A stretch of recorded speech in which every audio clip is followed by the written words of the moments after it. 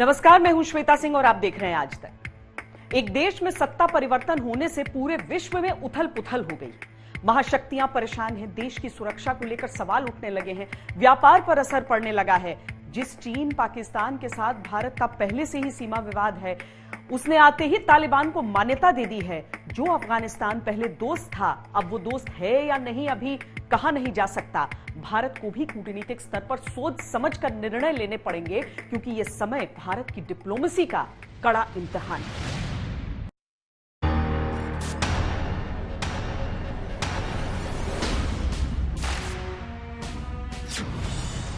राष्ट्राध्यक्षों ने फैसला किया है, आतंक की जमीनों से दहशत की फसलें नहीं उगेंगी।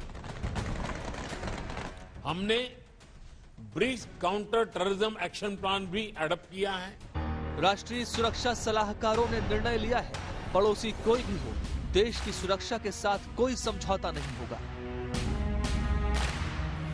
आतंकियों को स्वीकार्यता मिल गई है। संविधान की जगह बंदूक है। बनाम खुदा बा अर्ज़ सलाम बा दुरूद बार शुमा बिनंदे शबके जहानी अफगानिस्तान। लोकतंत्र की जगह तानाशाही है, आजादी की जगह बर्बरता की बेड़ियां हैं। लेकिन अफसोस ये है कि ये भारत के पड़ोसी हैं। जंग थोपेंगे तो जंग होगी, वरना कूटनीति से काम लेना होगा। मेरे विचार से हमको हर इवेंचुअलिटी के लिए तैयार रहना चाहिए, और न केवल जम्मू कश्मीर के लिए परंतु पूरे भारत के लिए हमको इसको तैयार रहना चाहिए। खतरे नए हैं, चुनौतियां नई हैं, सरहदें वही हैं लेकिन पड़ोसी नए हैं। नए पड़ोसियों के लिए नई नीतियों की जरूरत है, नई रणनीतियों, नई कूटनीतियों की जरूरत है। मीटिंग हुई थी ब्रिक्स की, उसमें एक बहुत अच्छा जो जॉइंट डिक्लेरेशन था, पहला ही कि उसमें एक इंक्लूसिव सरकार होनी चाहिए और दूसरा इंट्रा अफगान डायलॉग होना चाहिए। ऐसा पहली बार हो रहा है कि भारत को खतरा चारों तरफ से है। कहीं आतंकी खुद है, कहीं आतंक के सौदागरों की तरफदारी करने वाले देश हैं। ये वही देश हैं जिनके साथ भारत के संबंध पहले से ही बिगड़े हुए हैं। तालिबान के आ जाने के बाद ज्यादा सावधानी की जरूरत है। सबसे बड़ा सरदर्द अफगानिस्तान में मौजूद तालिबान खुद है।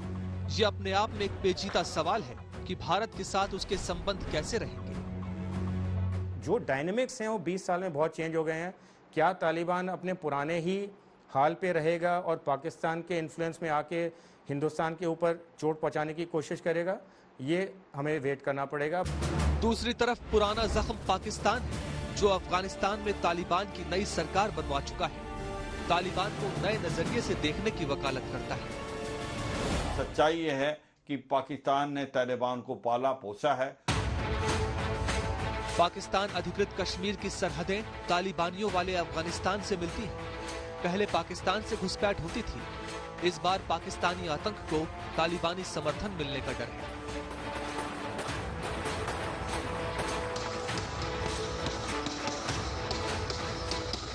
इंडिया के लिए ही नहीं, सभी पूरे विश्व के लिए और खासकर जो देश इस रीजन में है उनके लिए एक बहुत ही खतरे की और एक बहुत चिंता की बात है। तीसरी तरफ मौका परस्त चालबाज चीन है, जो अफगानिस्तान में इतनी दिलचस्पी ले रहा है जितनी शायद उसको पहले कभी नहीं थी। तालिबान पर चीन पैसों की बरसात कर रहा है। चीन का बेसिक इंटरेस्ट है तालिबान को खुश करके, और अचीव क्या करना चाहते हैं, एक तो इकोनॉमिक इंटरेस्ट, दूसरा सिपेक को एक्सटेंड करना अफगानिस्तान में। तालिबान के अफगानिस्तान में सत्ता संभालने के बाद भारत को ज्यादा सतर्क रहने की जरूरत है, क्योंकि कई सवाल हैं जिनको जवाबों की तलाश है। क्या तालिबान भारत के साथ वैसे ही रिश्ते रखेगा जैसे अशरफ गनी और उनसे पहले की सरकारों में थे? अफगानिस्तान की जमीन से भारत के खिलाफ आतंकवादी गतिविधियां तो नहीं होंगी? अफगानिस्तान में भारत के निवेश को कोई खतरा तो नहीं होगा? कश्मीर के मसले पर तालिबान भारत और पाकिस्तान के बीच हस्तक्षेप तो नहीं करेगा? अफगानिस्तान में सत्ता बदलने के बाद पहली बार विश्व की महाशक्तियां ब्रिक्स सम्मेलन में मिली। अध्यक्षता की प्रधानमंत्री नरेंद्र मोदी ने। चीन, रूस जैसे बड़े देश इस सम्मेलन में साथ आए। सभी देश हर हाल में अफगानिस्तान में हुई हलचल पर नजर बनाए रखना चाहते हैं। नई सरकार में सबकी अपनी अपनी दिलचस्पी हो सकती है, लेकिन एक मुद्दा है जिस पर सब एक हैं, आतंकवाद। नरेंद्र मोदी प्रधानमंत्री भारत, व्लादिमीर पुतिन राष्ट्रपति रूस, शी जिनपिंग राष्ट्रपति चीन, जेयर बोल्सोनारो राष्ट्रपति ब्राजील, सिरिल रामफोसा राष्ट्रपति दक्षिण अफ्रीका। मौका ब्रिक्स सम्मेलन का था, वक्त अफगानिस्तान में सत्ता परिवर्तन का था, अध्यक्षता की कमान प्रधानमंत्री मोदी के हाथों में थी, जरूरत थी आतंक के खिलाफ रोडमैप की। हमने BRICS counter terrorism action plan भी एडॉप्ट किया है। आतंकवाद को लेकर भारत का स्टैंड हमेशा से क्लियर रहा है। कई बार अंतर्राष्ट्रीय मंचों पर पीएम मोदी ने खुद आतंकवाद के मुद्दे पर पूरी दुनिया को एक साथ आने की बात कही है। अफगानिस्तान की स्थिति हमारे साझा क्षेत्र में अतिवाद और आतंकवाद के कुपरिणामों का एक दुर्भाग्यपूर्ण उदाहरण है। मैं आशा करता हूं कि राष्ट्रपति गनी ने जिस भावना से शांति के लिए एक बार फिर से साहसिक कदम उठाए हैं, उस भावना का सम्मान सभी पक्ष करेंगे। हम सबकी यह जिम्मेदारी है कि विगत में जिन कारणों से अफगानिस्तान की एकता, अखंडता, संप्रभुता, विविधता और लोकतंत्र पर आंच आई है, उन्हें न दोहराया जाए। लेकिन अफगानिस्तान की परिस्थितियों पर अभी कई देशों ने अपना स्टैंड क्लियर नहीं किया है। रूस और चीन ने तो अपने दूतावास भी काबुल में बंद नहीं किए हैं। लेकिन एक डर है जो सभी को सता रहा है, एक शक है कि कहीं अफगानिस्तान की धरती से आतंकवाद को बढ़ावा दिया गया तो क्या होगा। US and its allies' withdrawal from Afghanistan has led to a new crisis, and it's still unclear how this will affect regional and global security. Afghanistan की मौजूदा सरकार में कई मोस्ट वांटेड आतंकियों को शामिल किया गया है जो किसी भी देश के लिए खतरा बन सकते हैं। कई ऐसे हैं जो FBI की मोस्ट वांटेड लिस्ट में हैं, कईयों पर करोड़ों का इनाम है। वर्चुअल ब्रिक्स सम्मेलन में प्रधानमंत्री मोदी की अध्यक्षता में इन सभी मुद्दों पर खुलकर बात हुई, क्योंकि मामला देश की सुरक्षा से जुड़ा हुआ है। That's why it is for good reason that our countries have paid special attention to this issue. Meanwhile, we are all interested in Afghanistan's ceasing to be a threat to the neighbors.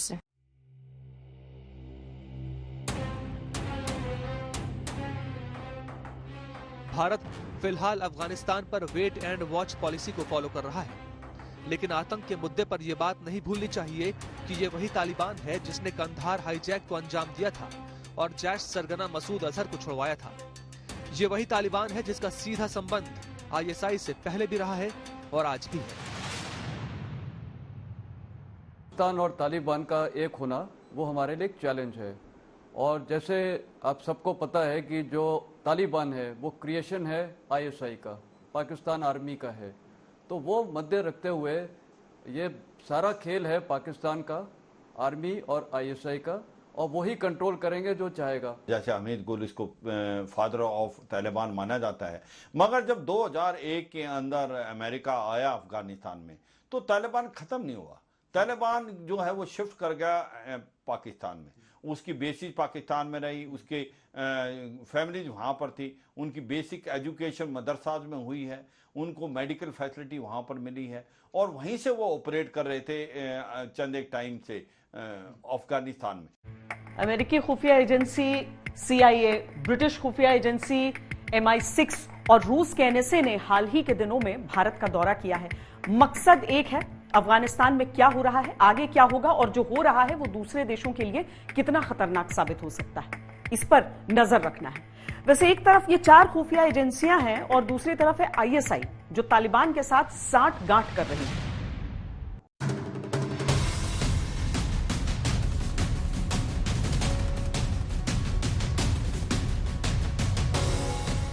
Ajit Doval, राष्ट्रीय सुरक्षा सलाहकार भारत।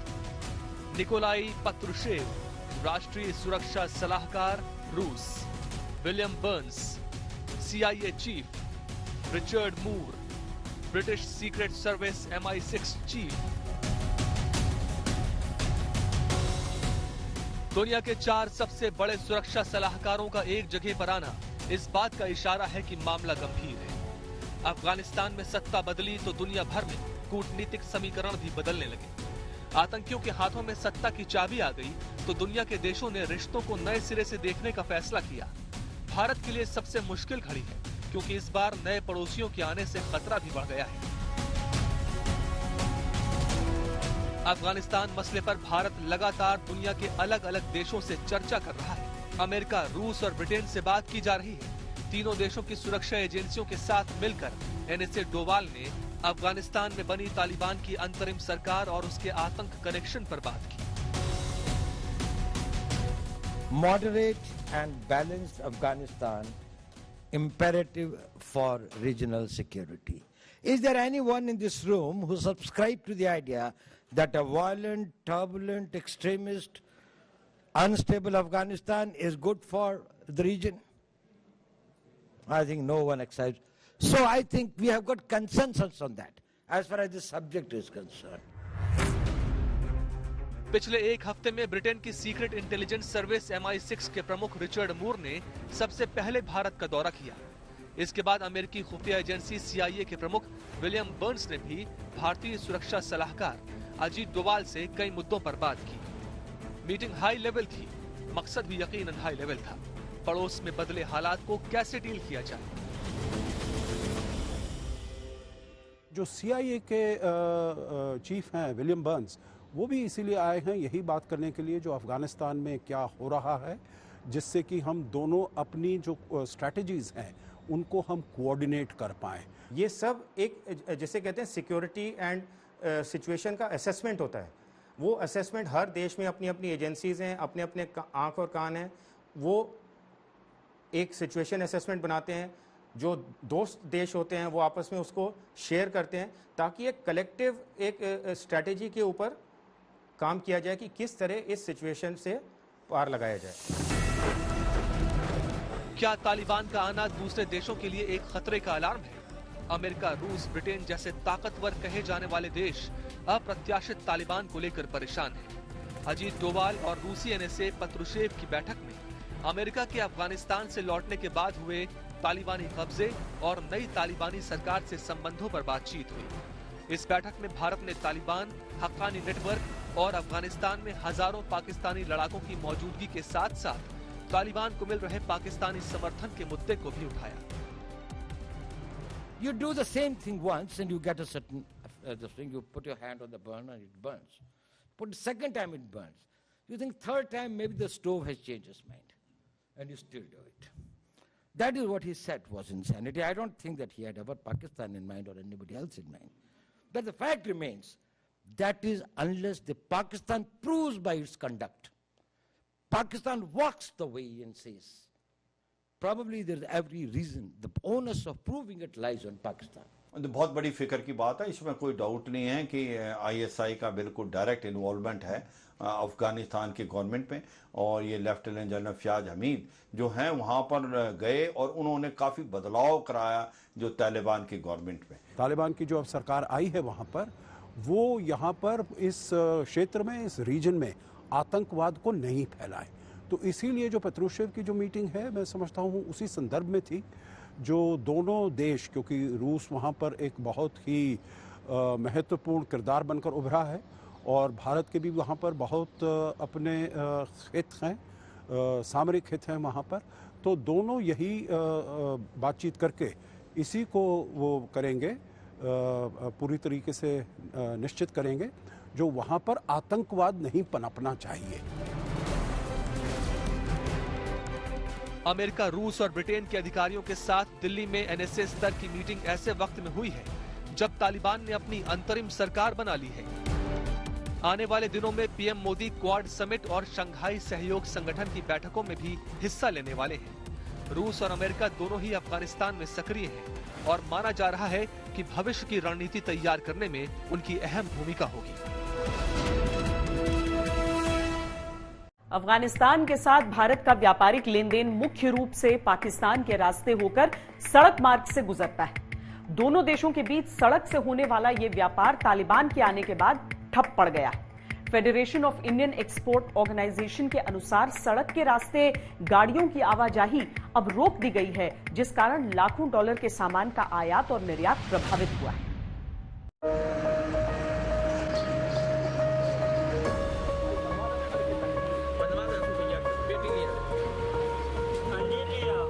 अफगान से आने वाले इसे किशमिश आती है, इसको हम लोग चमन किशमिश के नाम से जानते हैं, उसके रेट बढ़े हैं। अंजीर के रेट बढ़ गए हैं। जो आने के सिस्टम में अवरोध होने के कारण रेट 10 से 15% तो बढ़ ही गया है। बाहर से जितने भी विजिटर्स आते हैं वो सुगात ले जाते हैं यहाँ से कि जम्मू कश्मीर के बादाम अखरोट हैं, बड़ा मुश्किल हो जाएगा उन लोगों के लिए सुगात ले जाना यहाँ से। जो पहले मेवा जैसे 200 कुछ करके काजू आते थे, अब उसका रेट ज़्यादा बढ़ गया, जैसे 40 रुपये 50 रुपये में बढ़ोतरी आ गई है। 2001 में तालिबान पार्ट 1 के खात्मे के बाद जब अफगानिस्तान अंतर्राष्ट्रीय बाजार के लिए खुला तो पिछले 20 सालों के दौरान अफगानिस्तान की अर्थव्यवस्था अंतर्राष्ट्रीय सहायता पर ही निर्भर रही। इन 20 सालों के दौरान अफगानिस्तान का सबसे बड़ा सहयोगी भारत ही रहा है। अफगानिस्तान में बांध, स्कूल और सड़कों के विकास में भारत ने लाखों रुपए निवेश किए। अफगानिस्तान की संसद की इमारत भी भारत की देन है। Confederation of all India traders के अनुसार भारत अफगानिस्तान के बीच 2020-21 में लगभग 10,387 करोड़ रुपए का द्विपक्षीय व्यापार हुआ, जबकि एक साल पहले 2019-20 में लगभग 11,131 करोड़ रुपए का व्यापार हुआ था। यानी 2020-21 में भारत ने लगभग 6,129 करोड़ रुपए का निर्यात किया था और 3,783 करोड़ रुपए का आयात किया। वहीं 2019-20 में भारत ने अफगानिस्तान से 7,410 करोड़ रुपए का निर्यात किया था और 3,936.87 करोड़ रुपए का आयात किया था। लेकिन अब क्या होगा? क्या व्यापार पहले जैसे रह सकता है? Federation of Indian export organisation के मुताबिक मौजूदा परिस्थितियों में तालिबान के आने के बाद व्यापार प्रभावित होने का डर है। पेमेंट के तरीके बदल सकते हैं, बैंकिंग सुविधाओं में बदलाव आ सकता है, व्यापार पर प्रतिबंध लगाया जा सकता है। भारत को फूंक फूंक कर कदम रखने की जरूरत है। आज की तारीख में तालिबान ने हमसे और पूरी वर्ल्ड से लेना ही है। हमें कुछ देना नहीं है, उन्होंने हमसे लेना ही है। तो वो हमको रिक्वेस्ट करेंगे फ्यूचर प्रोजेक्ट्स के लिए भी। उसको मैंने इसलिए बोला, हमको एनालाइज करना पड़ेगा कि कौन से प्रोजेक्ट हमारे फ़ायदेमंद में हैं, अफगान जनता की फ़ायदेमंद में है। पर मैंने आपको बताया एक दखल अंदाजी है जो पाकिस्तान करना चाहेगा और वो करता रहेगा, क्योंकि वो इतने टर्म्स ऑफ रेफरेंस लगा देगा, इतनी हदबंदियाँ कर देगा हमारे लिए कि प्रोजेक्ट्स को कई बार चलाना मुश्किल है। तो प्रोजेक्ट्स का डिमांड वहीं से आएगी। हमारा क्या स्टैंड होता है, हमारे को फ़ायदा है उसमें, और हम अपना नेशनल इंटरेस्ट देखते हुए देखेंगे कि प्रोजेक्ट करने हैं या नहीं करने, और अगर करने तो कैसे करने और कहाँ करने। भारत अफगानिस्तान के ड्राई फ्रूट्स का सबसे बड़ा आयातक देश है। अफगानिस्तान से भारत बादाम, अखरोट, किशमिश, अंजीर, पिस्ता, सूखी खुबानी आयात करता है। ताज़ा फलों में खुबानी, अनार, सेब, चेरी, खरबूजा, तरबूज और कई औषधीय जड़ी बूटियां भी अफगानिस्तान से आयात की जाती हैं। इसके अलावा वहां से हींग, जीरा और केसर का भी आयात किया जाता है। वहीं भारत अफगानिस्तान को दवाइयां, चाय, कॉफी, काली मिर्च और कपास एक्सपोर्ट करता है। जानकारों के मुताबिक अफगानिस्तान में राजनीतिक अनिश्चितता बढ़ने की वजह से कीमतों में इजाफा हो सकता है। ड्राई फ्रूट बहुत महंगा हो गया और हमारी पहुंच से बाहर है। दुकानदार यही बताते हैं कि अफगानिस्तान में जो हो रहा है वहाँ से ही ड्राई फ्रूट बंद हो गया है और पीछे से बहुत कम आ रहा है, इसी वजह से बहुत महंगा हो चुका है। मेरा ड्राई फ्रूट और मसालों का काम है।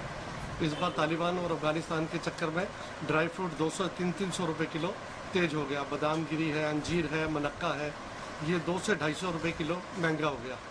अमेरिकन बादाम गिरी जो है 640 पहले बिक रही थी, जो आज 960 बिक रही है। अमेरिका में इसकी फसल खराब हो गई है बादाम गिरी की, इस वजह से ये दिक्कत आ रही है। जो कस्टमर किलो सामान लेता था वो 250 ग्राम ले रहा है और कुछ ले रहे हैं, कुछ ले भी नहीं रहे, वापस जा रहे हैं। ड्राई फ्रूट बहुत महंगा हो गया। अफगानिस्तान में बदलते हालात भारत के नजरिए से इसलिए भी महत्वपूर्ण है क्योंकि पाकिस्तान और अफगानिस्तान की सरहदें मिलती हैं और उससे भी जरूरी ये कि पाक अधिकृत कश्मीर की सरहद भी तालिबान वाले अफगानिस्तान से लगती है। ऐसे में डर यह बढ़ जाता है कि कहीं पाकिस्तान अफगानिस्तान की जमीन का इस्तेमाल आतंकी गतिविधियों के लिए न करे।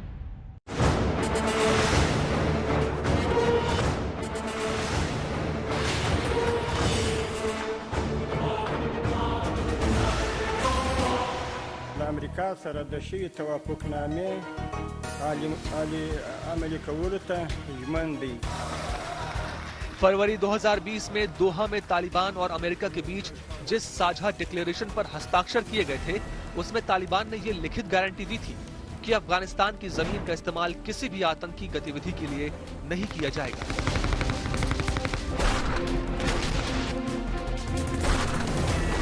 लेकिन क्या तालिबान की इस बात पर भरोसा किया जा सकता है, क्योंकि हालात और आंकड़े तो किसी और तरफ इशारा करते हैं।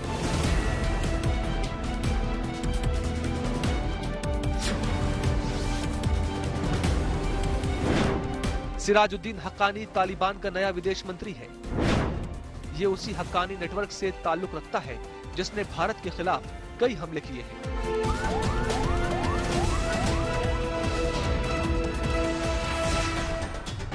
2008 में अफगानिस्तान स्थित भारतीय दूतावास पर हुए आत्मघाती हमले में 58 लोग मारे गए थे, जिसमें हक्कानी नेटवर्क का ही हाथ सामने आया था। 2020 में काबुल में गुरुद्वारा हर राय साहब पर हुए हमले में 25 लोगों की मौत हुई थी। इस हमले में भी हक्कानी नेटवर्क और आईसिस खुरासान का हाथ था।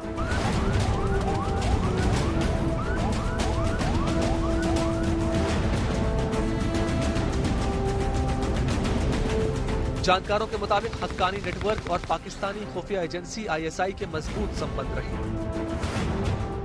आईएसआई चीफ फैज हमीद अफगानिस्तान में नई सरकार बनने से पहले ही काबुल भी पहुंच गए थे। अफगानिस्तान में तालिबान के कब्जे के बाद पाकिस्तान की आईएसआई को एक मजबूत स्थिति में माना जा रहा है। सूत्रों की माने तो बदले हालात के बाद अब आईएसआई जम्मू कश्मीर में आतंकी मंसूबों को अंजाम दे सकती है, जिसमें उसको तालिबान से मदद मिल सकती है। आईएसआई की ही बनाई हुई ये गवर्नमेंट है, क्योंकि वहाँ पर लेफ्टिनेंट जनरल फ़याद हमीद कम से कम 3-4 दिन थे और उन्होंने काफ़ी चेंज कराया। मुल्ला अब्दुल गनी ब्रदर जो कि एक चेहरा थे, सॉफ्ट चेहरा थे, उनको प्राइम मिनिस्टर की बजाय डिप्टी प्राइम मिनिस्टर बनाया गया। तो और इसी प्रकार से कहीं न कहीं जो मोहम्मद अब्बास थे, जिसका भारत इंडियन मिलिट्री एकेडमी में उन्होंने ट्रेनिंग की है, उसको भी एक बार साइड ट्रैक करके एक प्रकार से उनको डिप्टी मिनिस्टर बनाया गया है फॉरेन मिनिस्ट्री में। तो मैं ये लगता है कि आईएसआई ने एक बहुत बड़ा रोल प्ले किया है और ये जो भी अभी मिनिस्ट्री आई है इसके अंदर तालिबान की, इसके अंदर आईएसआई ने एक प्रकार से अपनी स्टैंप लगाई है और आने वाले समय में ये ज़्यादा टेररिस्ट हैं और मंत्री कम हैं। तालिबान के सत्ता में आने के बाद आतंक परस्त पाकिस्तान की जैसे लॉटरी लग गई है। अब पाकिस्तान की नई साजिश का बड़ा खुलासा हुआ है।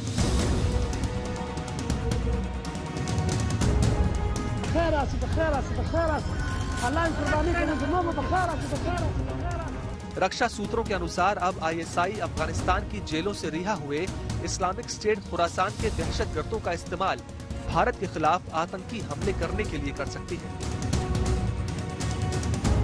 खुफिया एजेंसियों ने इस बात की आशंका जताई है कि रिहा हुए खुरासान आतंकियों को आईएसआई ने बड़े पैमाने पर अत्याधुनिक हथियारों का जखीरा मुहैया कराने का प्लान बनाया है। ये सारा खेल है पाकिस्तान का, आर्मी और आईएसआई का, और वही कंट्रोल करेंगे जो चाहेगा। और पाकिस्तान का मुद्दा बहुत क्लियर है, इंडिया को हर तरीके से हर्ट करना, क्योंकि उन्होंने पहला मुद्दा ये था कि अफगानिस्तान को हर्ट करना, वो उन्होंने अचीव कर लिया है और अब इंडिया का वो करना चाहते हैं। और उनको पता है कि सबसे इजी उनके लिए, जो वो सोचते हैं कश्मीर आसान है, लेकिन वो चैलेंज तो है, बट इंडियन आर्मी और जो हमारी डिप्लॉयमेंट है और सिक्योरिटी प्रोटोकॉल्स, मेरे ख्याल से हम इस चैलेंज को बहुत अच्छी तरह फेस करेंगे और कोई प्रॉब्लम नहीं मेरे को लगता है। ये चैलेंज रहेगा, पहले भी था, अब थोड़ा हल्का सा मैं बोलूँगा बढ़ गया है, क्योंकि अब उनके पास कुछ कार्डर्स हैं, ये जो फुट सोल्जर्स हैं तालिबान के, वो अवेलेबल हैं इन्फिल्ट्रेशन वगैरह करने के लिए, और उनको हथियार भी मिल चुके हैं, बेटर हथियार हैं पहले से। तो चैलेंज रहेगा और उसको हम हैंडल दुरुस्त तरीके से कर पाएंगे। पाक खुफिया एजेंसी ISI इन आतंकियों को पाक अधिकृत कश्मीर भेज सकती है, जिसके जरिए जम्मू कश्मीर या देश के दूसरे हिस्सों में आतंकी हमले कराने की साजिश रची जा सकती है। एजेंसियों से मिली जानकारी में ये बात सामने आ चुकी है कि तालिबान की मदद करने के लिए पाकिस्तान से जैश और लश्कर के 8000 से भी ज्यादा आतंकी अफगानिस्तान गए थे, जो तालिबान के साथ मिलकर अफगानी सुरक्षा बलों पर हमले में शामिल थे।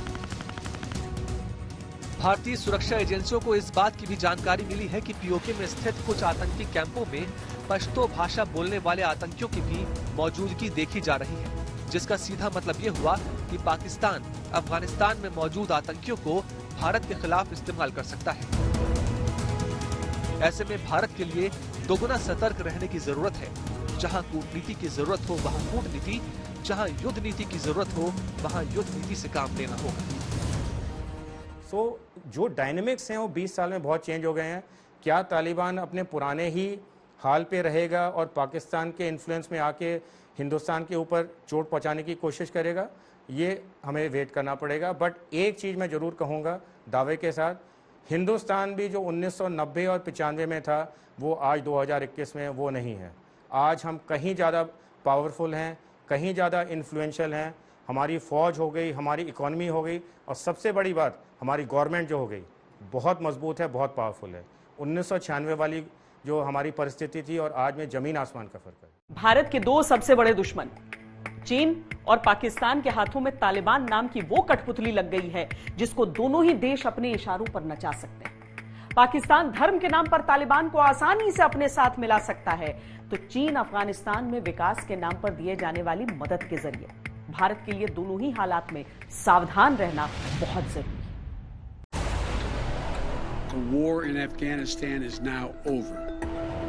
I believe this is the right decision, a wise decision, and the best decision for America. जैसे ही अमेरिकी सेना ने अफगानिस्तान छोड़ा, चीन ने तालिबान पर पासा फेंकना शुरू कर दिया। चीन ने तालिबान सरकार को 200 मिलियन युआन यानी करीब 228 करोड़ रुपए की मदद का ऐलान किया है। चीन का दावा है कि इस रकम से वो अनाज, कोरोना वायरस के टीके समेत दूसरी राहत सामग्री तालिबान सरकार को मुहैया करवाएगा। चीन का यह तोहफा तालिबान सरकार के गठन के 24 घंटे के अंदर आया है, जो तालिबान के लिए किसी राहत पैकेज से कम नहीं है। चीन तालिबान की ओर से अंतरिम सरकार की घोषणा और जरूरी पदों पर तैनाती की काफी महत्व देता है।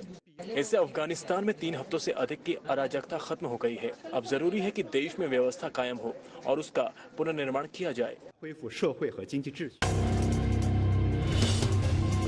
दरअसल तालिबान पर पैसे फेंकने के पीछे चीन की अपनी मंशा है। अफगानिस्तान में चीन के व्यापारिक हित हैं। अफगानिस्तान में $3 ट्रिलियन यानी करीब 221 लाख करोड़ रुपए की खनिज संपदा है, जिस पर चीन अपनी नजर गड़ाए बैठा है। चीन अफगानिस्तान पर ईस्ट तुर्किस्तान इस्लामिक मूवमेंट पर रोक लगाने के लिए उस पर दबाव डाल सकता है। चीन इस गुट पर देश के मुस्लिम बहुल शिनजियांग प्रांत में हिंसा फैलाने का आरोप लगाता रहा है। इसके साथ साथ चीन का मकसद ये भी है कि अफगानिस्तान उसके वन बेल्ट वन रोड कार्यक्रम से जुड़े। चीन पाकिस्तान के सीपेक प्रोजेक्ट का विस्तार अफगानिस्तान तक करना चाह रहा है। भारत को यहाँ सावधान रहने की जरूरत है, क्योंकि चीन का अफगानिस्तान तक विस्तार चीनी सेना को भारतीय सीमा के और करीब ले आएगा। उसकी वजह पाक अधिकृत कश्मीर की भौगोलिक स्थिति है। गिलगिट बाल्टिस्तान का इलाका उत्तर पश्चिम में अफगानिस्तान से लगता है, पश्चिम में पाकिस्तान के खैबर पख्तूनवा से, पूर्व और पूर्वोत्तर में चीन के शिनजियांग से, दक्षिण में कश्मीर घाटी से और दक्षिण पूर्व में लेह से लगता है। यहाँ LOC पर एक तरफ भारतीय सेना का भारी डिप्लॉयमेंट है, यहीं से चीन पाकिस्तान का सीपेक प्रोजेक्ट भी जाता है। उसके दूसरी तरफ भारी तादाद में पाक सेना भी मौजूद है, जो कश्मीर और लद्दाख के लिए किसी खतरे से कम नहीं। करगिल भी यहीं पर है।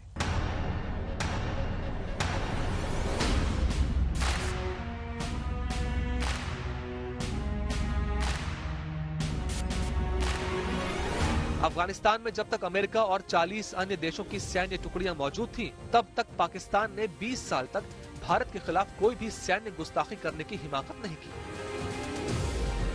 लेकिन अब वैसे हालात नहीं हैं और पाकिस्तान दोबारा करगिल जैसे हालात पैदा कर सकता है। वहीं पर चीन भी पाकिस्तान का साथ दे सकता है, क्योंकि वो भी सीपेक पर अपनी सेना बिठाना चाहेगा।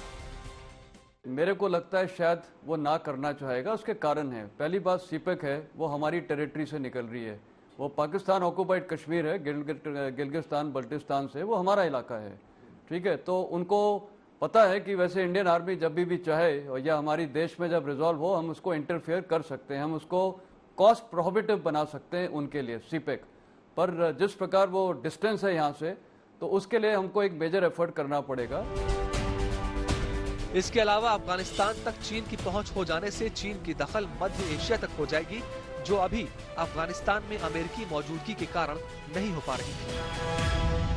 90 के दशक में जब तालिबान की अफगानिस्तान पर सत्ता थी, तब तालिबान ने मज़ार शरीफ में 9 ईरानी राजनयिकों और पत्रकारों की हत्या कर दी थी। शिया बहुल्य ईरान और सुन्नी अफगानिस्तान में कभी नहीं बनी। अफगानिस्तान में मौजूद अल्पसंख्यक हजारा समुदाय के कत्लेआम का आरोप भी तालिबान पर लगता रहा है। लेकिन पिछले कुछ वक्त से ईरान ने तालिबान को लेकर अपने विचारों में बदलाव कर दिया। पुराने रिश्तों के बावजूद ईरान को लेकर भारत को संभल कर रहना होगा।